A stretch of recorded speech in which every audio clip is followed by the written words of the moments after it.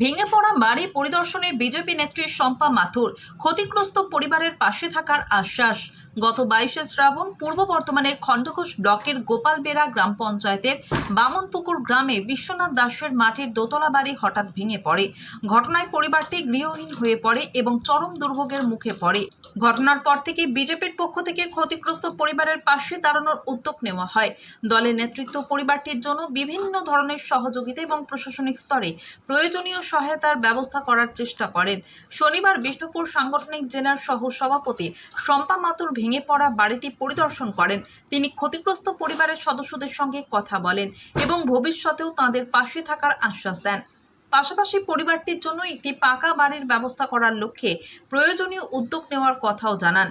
পরিদর্শনের সময় স্থানীয় বাসিন্দারা শম্পা মাথুরের কাছে এলাকার দীর্ঘদিনের সমস্যার কথা তুলে ধরেন।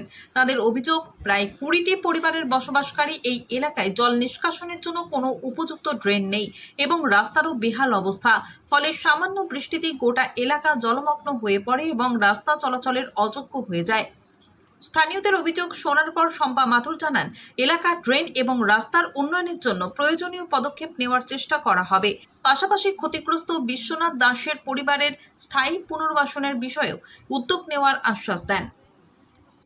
খণ্ডঘোষ থেকে মিলন পাচার রিপোর্ট, MBS নিউজ। হ্যাঁ, আমি প্রতিবন্ধী, যে একটা আঙুল নাই আমার, এই যে ওই যা হোক করে কাজ করে খাই, এরকম অবস্থায় এই বাড়ি পড়ে গেল। কি করে কি করবো কিছু বুঝে পাচ্ছি না, কি করে সরাবো। আর সবসময় সম্পাদি এসেছিলেন, উনি কি বললেন? উনি তো বললেন যে দেখে গেলেন, সমস্ত সহযোগিতা সবকিছুই করে দিবেন, 1 মাসের মধ্যে বাড়িটাও ইয়ে করে দিবেন, থাকার ব্যবস্থাও করে দিবেন পাশে বলেছেন। হ্যাঁ, তাতে করে আমি সম্পাদিকে খুব ধন্যবাদ জানাই যে উনি এসেছেন আমার এখানে।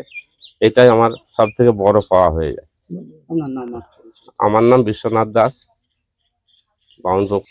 আজকে বামনপুকুর, যে গোপালবেড়া অঞ্চলে বামনপুকুর গ্রাম, তো 12ই শ্রাবণ গুরু পূর্ণিমার দিনে হঠাৎ একটা দুর্ঘটনা ঘটে আমাদের এখানে। বিশ্বনাথ দাসদার বাড়ি, হঠাৎ করে দুপুরবেলায় এই বাড়িটা পড়ে যায়। জল নিকাশির ব্যবস্থা থাকে না, তার ফলে জল বসছে চারদিকে। হঠাৎ এই বড় বাড়িটি হঠাৎ করে পড়ে যায়। প্রাকৃতিক বিপর্যয়ে যে বাড়িটা হঠাৎ করে পড়ে গেছে, সমস্ত জিনিসপত্র সমস্ত কিছু বাড়ির মধ্যে চাপা আছে। যেসব জিনিস ব্যবহারের নিত্য প্রয়োজনীয় জিনিস, সমস্ত জিনিসই বাড়ির তলায় আছে।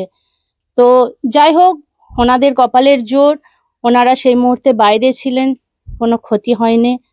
ঠাকুরের কাছে প্রার্থনা করি ওনারা যেন ভালো থাকেন।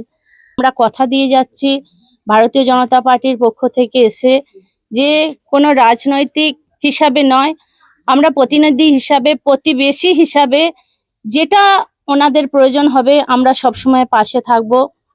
এই বাড়িটি পড়ে যাওয়ার পর খবর পেয়ে আমি সঙ্গে সঙ্গে বিডিও স্যারকে জানিয়েছি এবং তারপরের দিনে আমি নিজে বিডিও অফিস গেছি, বিডিও স্যারের সাথে কথা বলেছি এবং এই বাড়ির দাদা বিশ্বনাথ দাদাকেও যেতে বলেছিলাম। ওনাকে চাল, শাড়ি, র্যাক সব ব্যবস্থা করে দিয়েছি এবং যে প্রাকৃতিক যে বিপর্যয়, বাড়ির ফর্ম ফিল আপ যত তাড়াতাড়ি সম্ভব সেটা পাওয়া যায় 1 মাসের মধ্যে, বিডিও স্যারকে বলে সেই ব্যবস্থা করে দিয়েছি।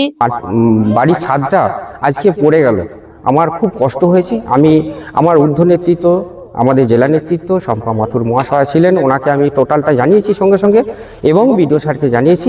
আগামী দিনে ওনারা প্রয়াস দিয়েছেন যে আমরা ওনার গরিব মানুষটার পাশে থেকে আমরা সহযোগিতা করব এবং ওনার পাকা বাড়ি, আমাদের মোদিজি বলেছে সকলকারের মাটির বাড়ি ছেড়ে আমরা পাকা বাড়ি ছাদ করে দেবো। সেই জন্য আমরা প্রতিশ্রুতি দিলাম কাকাবাবুকে যে আমরা টোটাল পাকা বাড়ি ছাদ করে দেবো।